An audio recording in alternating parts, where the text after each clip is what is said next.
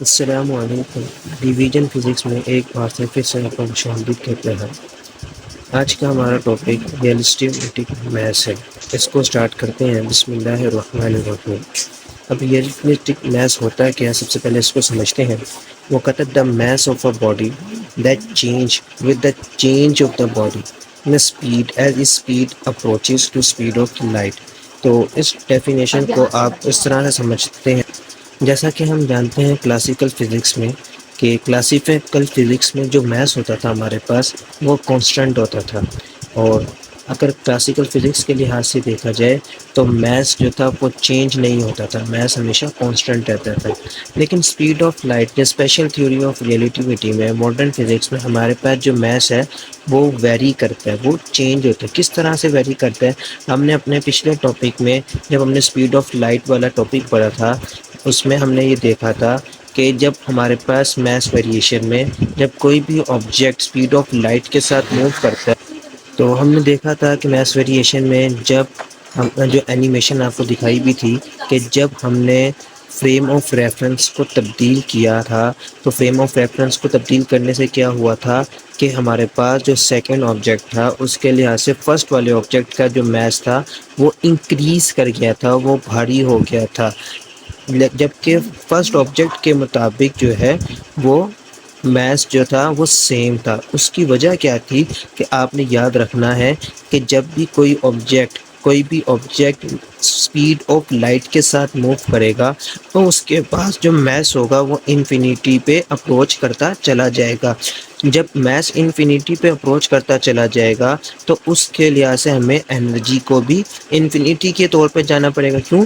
क्योंकि जब mess infinity पे तक चला जाएगा तो हमें एनर्जी भी ज़्यादा लगेगी, एनर्जी को भी ज़्यादा तादाद में होगी। तो आपने इसमें ये याद रखना है कि क्वांटम फिज़िक्स में हम मैथ्स को एनर्जी के लिहाज से लेते हैं, और जबकि हमारे पास जो क्लासिकल फ़िज़िक्स में उसमें मैथ्स हमारे पास अमाउंट के में लिया जाता है, और क्वांटम फिज़िक्स में मैथ्स टोटल एनर्जी के लिहाज से लिया जाता है। क्योंकि हमें स्पीड ऑफ लाइट में जब मैथ्स मूव करेगा तो उसके साथ साथ एनर्जी भी बढ़ेगी।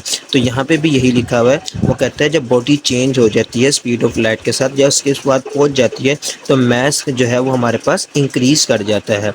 अब हमारे पास जैसे कि ये एक फ्रेम ऑफ रेफरेंस है जिसमें ये हमारे पास रेस्ट में है ऑब्जेक्ट, ठीक है। और इसी तरह से ये हमारे पास फ्रेम ऑफ रेफरेंस, दूसरा फ्रेम ऑफ रेफरेंस जिसमें हमारे पास ऑब्जेक्ट जो है वो मूवमेंट में। हमारे पास अब ये देखें, ये दो ऑब्जेक्ट हैं जिसमें एक एम इसकी वेलोसिटी u1 है और इसकी वेलोसिटी u2 है। ये दोनों आपस में टकराए, कोलिजन हुई, तो हमारे पास ये डायरेक्शन इनकी ऑपोजिट है जिसकी वजह से यहाँ पे ये नेगेटिव साइन मौजूद है।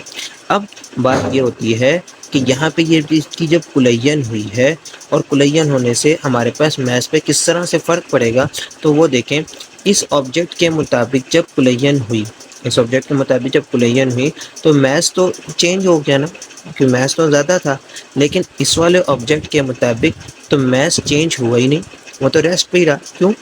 देखें, जब हमारे पास फ्रेम ऑफ रेफरेंस, जो सेकंड फ्रेम ऑफ रेफरेंस जिसको हमने एस प्राइम से जाहिर किया है, इसके मुताबिक हमारे पास अब ये दो ऑब्जेक्ट हैं, इन दोनों ऑब्जेक्ट में हमारे पास कोलिजन हुई है। और जबकि हमारे पास जो नॉर्मल फ्रेम है, फ्रेम ऑफ रेफरेंस है, उसमें कोई कोलिजन नहीं हुई, उसमें यही ऑब्जेक्ट आपस में और दोनों ही रेस्ट में।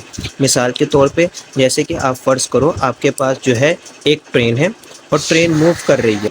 तो एक ट्रेन मूव कर रही है तो आप जब देखोगे, फ़र्ज़ करो आपके पास जैसे दो फ्रेम ऑफ रेफरेंस है ना, इस फ्रेम ऑफ रेफरेंस के मुताबिक जो है ट्रेन मूव कर रही है और इस फ्रेम ऑफ रेफरेंस के मुताबिक ट्रेन रेस्ट में है। क्यों? अब देखो कि हमारे पास ये जो बंदा है ये ट्रेन में बैठा हुआ है तो इसके मुताबिक ट्रेन रेस्ट में है, जबकि जो बाहर वाला ऑब्जर्वर जो ट्रेन को रेस्ट में होते हुए देख रहा है तो उसके मुताबिक ट्रेन मूव कर रही है। जो ट्रेन के अंदर बंदा बैठा हुआ है वो अब क्या कर रहा है, वो बॉल्स को अप एंड डाउन, ऊपर नीचे फेंक रहा है, ठीक है। और जबकि जो बाहर वाला बंदा है उसके मुताबिक बॉल अप एंड डाउन भी हो रही है और फॉरवर्ड एंड बैक भी हो रही है। क्यों? क्योंकि उसकी जो मोशन है वो एक तरह से प्रोजेक्टाइल में होती जा रही है, क्योंकि हमारे पास जो ट्रेन जो है वो मूव कर रही है, ठीक है। अब इसकी डेरिवेशन पे आते हैं हम। अब जैसा कि हमने ये देखा था कि हमारे पास ये दो फ्रेम ऑफ रेफरेंस हैं जिसमें एक हमारे पास रेस्ट पे और दूसरा स्टेशनरी वेव्स पे है। अब हम इसकी डेरिवेशन को स्टार्ट करते हैं। तो सबसे पहले आप देखोगे बिफोर कोलिजन हमारे पास क्या होता है।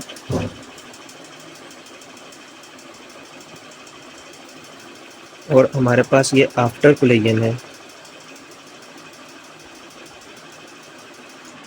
अच्छा, अब बिफोर कोलिजन में आप देख सकते हो कि हमारे पास यहाँ पे according to law of conservation of momentum लगाया, जिसके अंदर हमारे पास m1 u1 plus m2 u2 है, और इज इक्वल टू ये आफ्टर कोलिजन में हमारे पास क्या m1 v1, हम इसको यहाँ पे v1 लिखने से अच्छा हम खाली v लिखेंगे, और m2 v2, ठीक है, क्योंकि ये हमारे पास यहाँ पे ये दोनों के सेम है। अब हम क्या करते हैं कि m1 वाली वैल्यूज़ को एक तरफ कर लेते हैं और m2 वाली वैल्यूज़ को एक तरफ कर लेते हैं। तो m1 u1, ठीक है, इधर चला जाएगा, m1 v1 v हो जाएगा, और इधर हमारे पास क्या आ जाएगा m2 v minus m2 u2, हमारे पास ये इस तरह से बन जाएगी। इसको equation number of one, equation number 1 का नाम दे देते हैं, ठीक है। हमने लॉरेंस फैक्टर में हमने पढ़ा था कि u1 किसके इक्वल होता है हमारे पास, उसमें हमने पढ़ा था u1 is equal to u prime plus v1 divided by 1 plus x के, हमने ये पढ़ा था।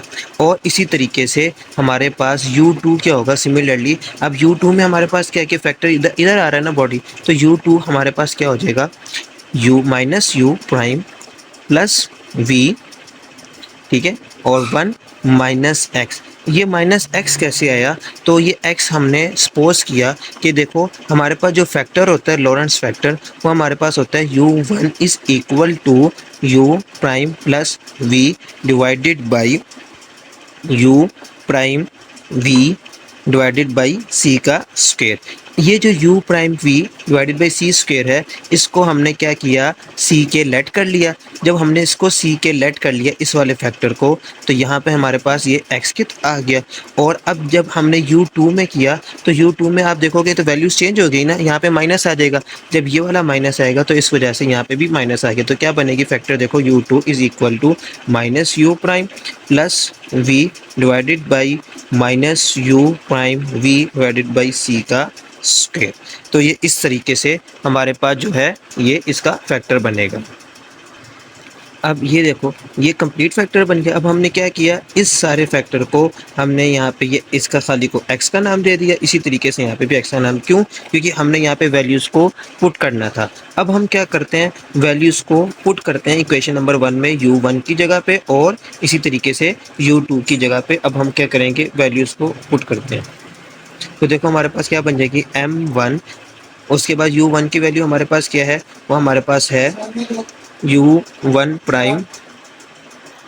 अच्छा जी, अब इसमें वैल्यूज पुट कर रहे हैं हम u1 में, तो देखो हमारे पास क्या आ जाएगा plus v divided by 1 plus x, ठीक है, minus m1 v is equal to m2 v minus m2, और हमारे पास यहाँ पे क्या आ जाएगा, हमारे पास यहाँ पे आ जाएगा minus u plus v divided by 1 minus x, ठीक है। इस तरीके से अब हम यहाँ पे क्या करते हैं, यहाँ पे हमारे पास देखो कि हमारे पास m कॉमन ले लेते हैं, m1 कॉमन आ गया, m1 कॉमन आ गया, उसके बाद 1 प्लस एक्स को ऊपर एलसीएम ले लेते हैं, ये v से मल्टीप्लाई करवा देते हैं। तो हमारे पास देखो क्या बन जाएगा u prime plus v minus, अब ये जब 1 से मल्टीप्लाई होगा तो ये पहले माइनस v आ जाएगा, उसके बाद जब ये इससे मल्टीप्लाई प्लस माइनस माइनस और x v आ जाएगा, ठीक है।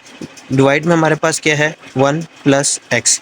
इसी तरीके से हम यहाँ पे भी करेंगे, यहाँ से m2 कॉमन ले लिया, m2 कॉमन ले लिया, तो अब हमारे पास देखो क्या आ जाएगा, ये 1 ये v आ जाएगा, ठीक है। उसके बाद ये फिर माइनस v ओवर x हो जाएगा, और फिर आप देखोगे अब ये हमारे पास क्या आ जाएगा minus u prime plus minus minus v आ जाएगा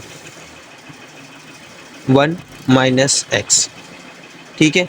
यहाँ तक हो गई बात के लिए। अब आप ये देखो कि हमारे पास ये वाला फैक्टर और ये वाला फैक्टर सेम है, ये वाला फैक्टर सेम है, तो ये आपस में ये कैंसिल हो जाएंगे। जब ये कैंसिल हो गए तो हमारे पास क्या बचा m1 डिवाइडेड बाई m2 और is equal to 1 plus x 1 minus x. तो इसको हम नाम दे देते हैं इक्वेशन नंबर 2 का। अब हम क्या करते हैं, जो हमने u की वैल्यू निकाली थी ऊपर ये वाली, तो अब u1 की, तो हम यहाँ इससे क्या करते हैं, दोबारा से u1 की वैल्यू निकालते हैं और यहाँ से इसको सॉल्व करते हैं। तो देखो क्या बनता है हमारे पास, u1 के हमारे पास किसके इक्वल था, u1 is equal to u prime v 1 plus x के। अब इसको सोल्व करना है, तो इसको सोल्व करने के लिए हम क्या करेंगे, अपनी तरफ से माइनस सी को ऐड कर देंगे, माइनस सी को ऐड कर देंगे दोनों तरफ, माइनस सी को ऐड कर देंगे और इन पूरे फैक्टर का हम जो है स्क्वायर भी ले लेंगे। तो हम क्या करेंगे, taking square on both side and subtract c square. तो देखो हमारे पास क्या बन जाएगा, ये हमारे पास फैक्टर कुछ इस तरह से बन जाएगा, यू वन माइनस सी स्क्वायर एक्स, यू का भी स्क्वायर आ जाएगा, सी का भी स्क्वायर आ जाएगा, इज इक्वल टू, अब हमने यहाँ पे भी ऐड करवाना, तो देखो क्या बन जाएगा, ये फार्मूला बन जाएगा A square plus B square plus 2ab का। तो फार्मूला लगाओ, तो यू वन का स्क्वायर प्लस वी का स्क्वायर प्लस 2u वी, ठीक है। उसके बाद माइनस सी का स्क्वायर, और या नीचे नीचे भी फार्मूला बन जाएगा, नीचे क्या आ जाएगा, 1 का स्क्वायर प्लस एक्स का स्क्वायर प्लस 2x, ठीक है। अब एलसीएम लो, तो ये वाले फैक्टर को सी से मल्टीप्लाई करवा दो, तो ये एलसीएम ले लो, तो हमारे पास देखो क्या फैक्टर बन जाएगा, हमारे पास बन जाएगा यू प्राइम का स्क्वायर प्लस v2 का square plus 2u prime v minus, ठीक है। अब ये जब इससे मल्टीप्लाई होगा तो माइनस सी का स्क्वायर प्लस माइनस माइनस सी का स्क्वायर एक्स का स्क्वायर और प्लस माइनस माइनस, अब ये 2x सी का स्क्वायर होगा, 2x सी का स्क्वायर, ठीक है। और हमारे पास डिवाइड में क्या आ जाएगा, 1 प्लस एक्स का स्क्वायर प्लस 2/x।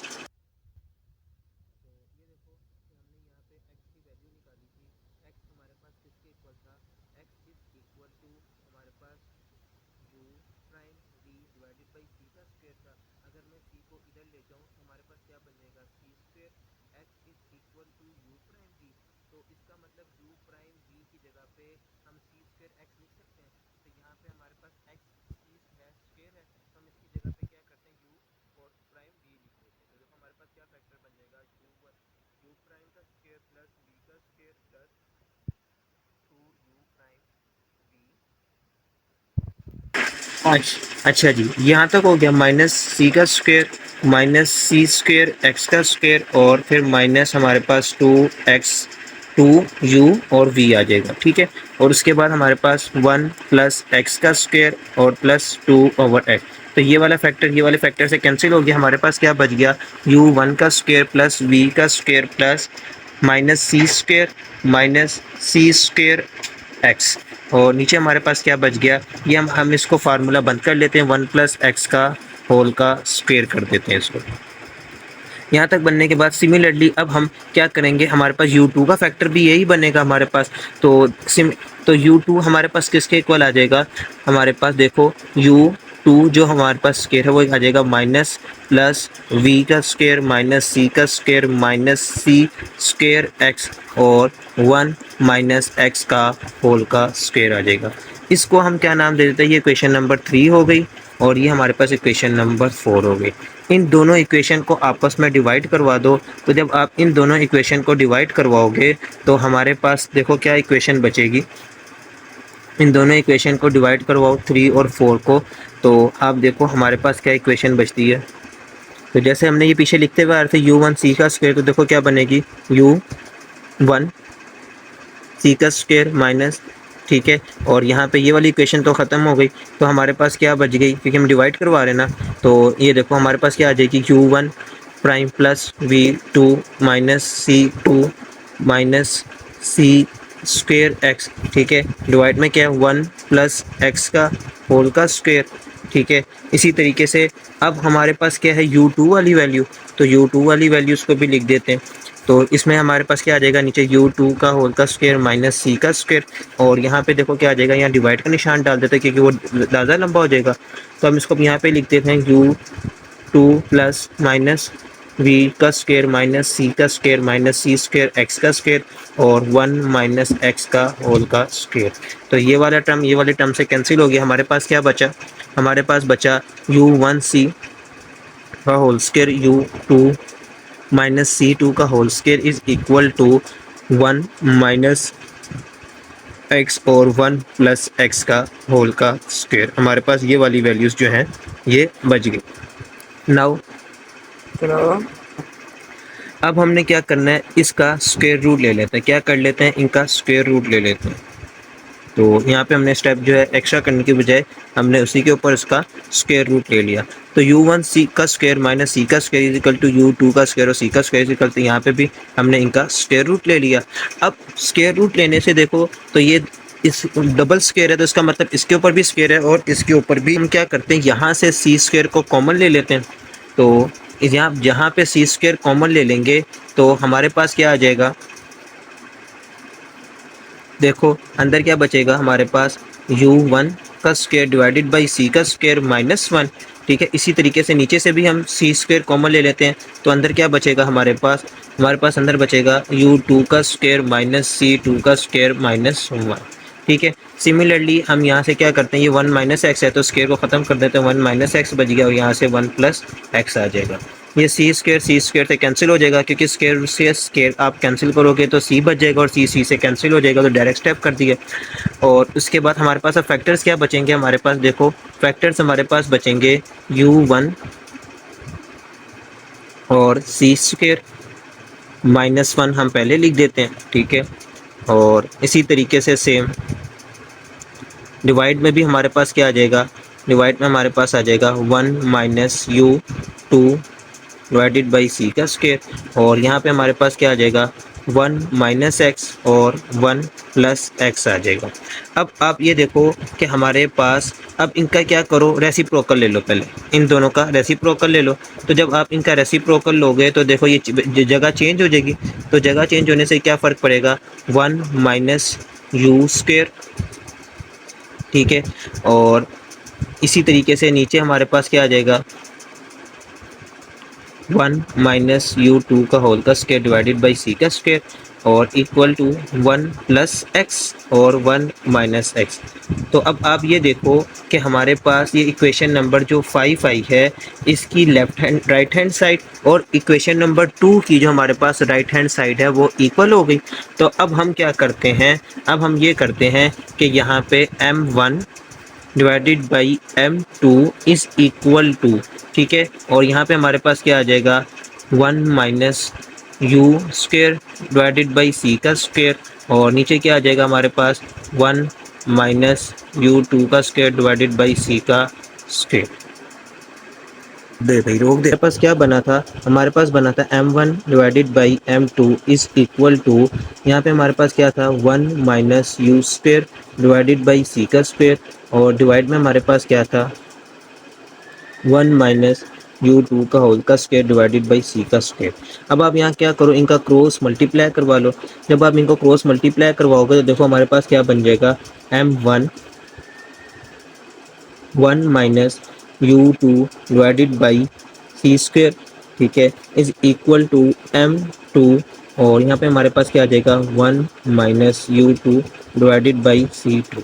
अब आपने क्या करना है कि अब हमें पता चल गया कि मैथ्स और ये हमारे पास जो रेस्ट ऑफ मैथ्स है तो ये हमारे पास क्या है, कांस्टेंट आ रहा है, क्योंकि दोनों की वैल्यू सेम है।